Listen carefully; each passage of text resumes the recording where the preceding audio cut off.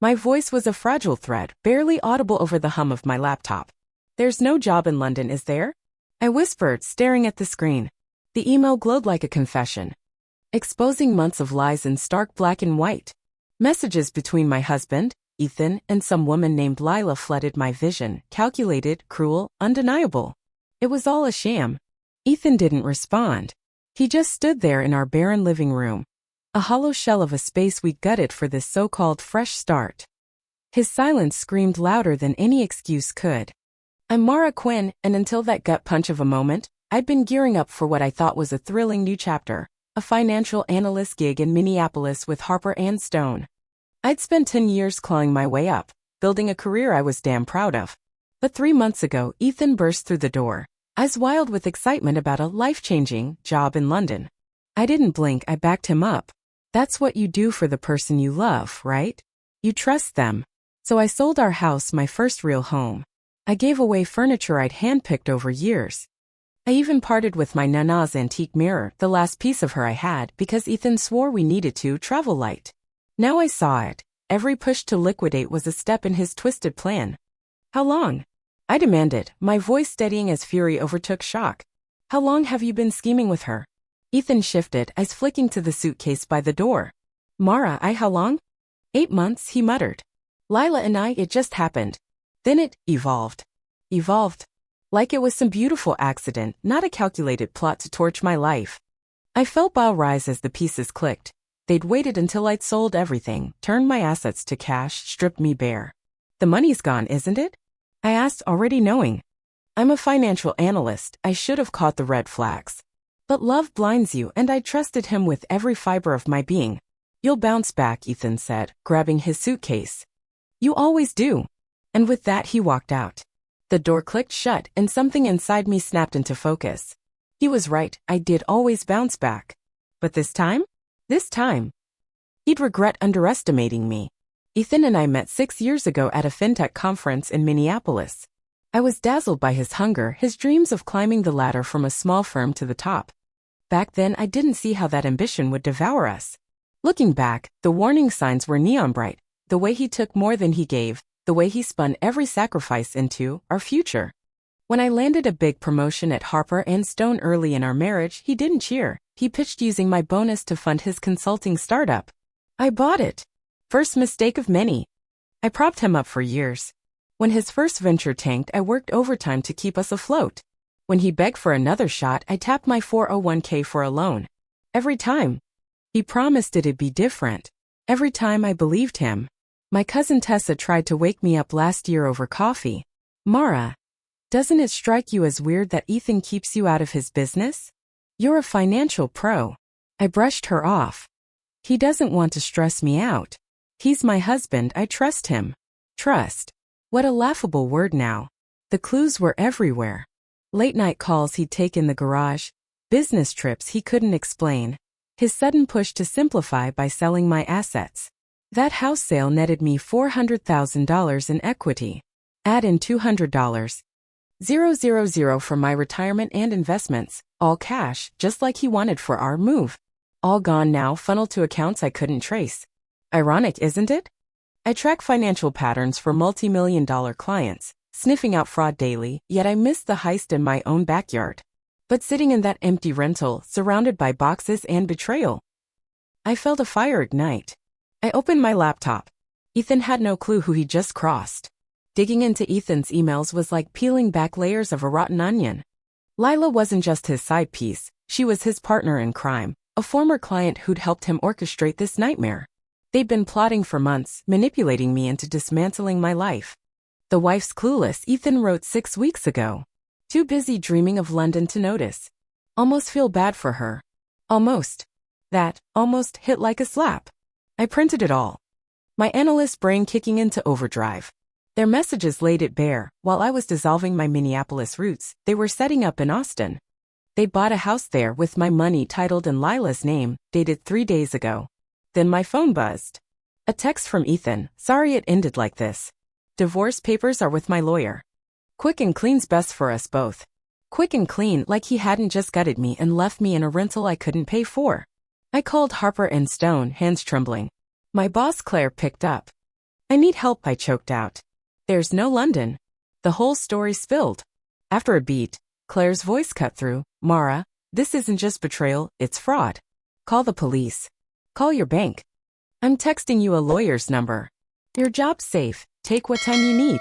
Tears hit my cheeks, not from pain, but from gratitude for that lifeline. The next hours blurred. Cops, bank's lawyer. The bank call crushed me.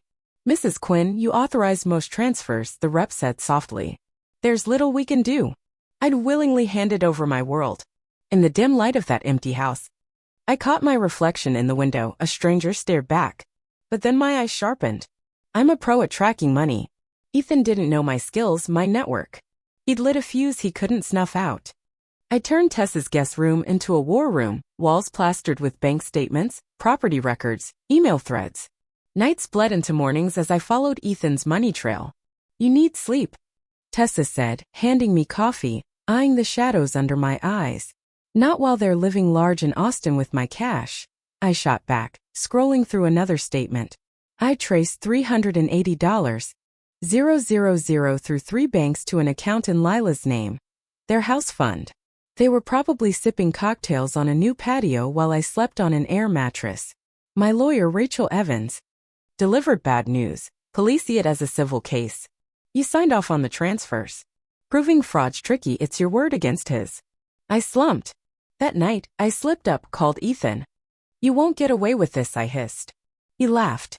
Get away with what? You signed it all over. Check the docs, Mara, you're the expert. I vowed to fight. With what money, he taunted. It's done. Move on. After he hung up, I shattered, sobbing on Tessa's floor, papers everywhere. I've lost it all, I whispered. Tessa knelt, holding a bank statement. Not everything. You've got your brain. Your fight, and me. She was right. I still had my edge. At Harper & Stone, I wielded tools that could trace money better than any personal search. I called Claire. I need vacation days. And a favor. I pitched my plan. Using company resources for this is against policy, she warned. I've saved the firm millions, I countered. This is my first ask. A pause. 2 weeks off. What you do is your call. Stay legal. I hung up, adrenaline surging. Ethan thought he'd won. He was wrong. Sneaking into Harper & Stone's systems after hours felt wrong until it didn't. This was justice. The software I used to bust corporate fraud lit up Ethan and Lila's sloppy tracks. They got lazy, I told Tessa over breakfast. Lila's shifting money every 3 days. Same amounts. The program caught it instantly. But the real bombshell? They'd run a mini Ponzi scheme through Ethan's consulting gig, scamming 6 others before me. Names, dates, amounts, it was a goldmine. I wasn't their first mark, just their jackpot. I called Rachel. This isn't divorce drama anymore, it's federal fraud. She agreed but urged more proof. I had a trump card. My old college buddy Jake, now at Meridian Bank where Lila stashed cash. Over coffee I showed him the dirt. Holy shit, Mara, he said. This is big. He flagged Lila's account, freezing it mid-property deal. Hours later, my phone pinged. Lila, what did you do? Panic at last. I didn't reply, I contacted the other victims. They came forward, stories mirroring mine. Claire called, FBI's asking about transactions you flagged. I confessed. I told them you had my okay, she said. They want you tomorrow. That night, I played my ace. Ethan's college password unchanged, unlocked his email. Every scheme, every lie with Lila downloaded. I could have torched his career with one click. The old Mara might have paused. Not this one. I sent it to his entire network. His world imploded, texts, calls, chaos. You've ruined me, he texted. Happy now. I typed back. Not yet. The FBI meeting was intense. I laid out everything, spreadsheets, patterns, victims. Agent Carter perked up. This is a criminal enterprise. Then a twist. We've tracked Lila Bennett for a year. Similar cons across 3 states. Your husband might have been her pawn too. My head spun. Had Ethan been duped? Jake called. Lila's at the bank, freaking out, waving docs with your signature. Those London move papers. I told the agents. They bolted. Ethan texted. Kate's not who you think. We're both in danger. Fear flickered. I met him at a packed coffee shop. He looked wrecked. Lila's gone, took what she could. Sold the house. He slid me a USB. Records. I thought I could control her. I was wrong. I called Agent Carter, Ethan watching, defeated. I've got it all and a witness. Lila was nabbed in Miami. Headed for the Caymans. Ethan got 5 years, she got more. I watched them cuffed, feeling nothing. Closure, maybe. You'll get most of your money back, Carter said. But I'd already moved on, promoted to head Harper and Stone's fraud unit, bought a modest house. Tessa helped me settle in. Ethan called you naive, she said. I grinned, unpacking books. I just trusted the wrong guy. Now I trust me. In my new kitchen, I toasted my reflection, stronger, sharper, free.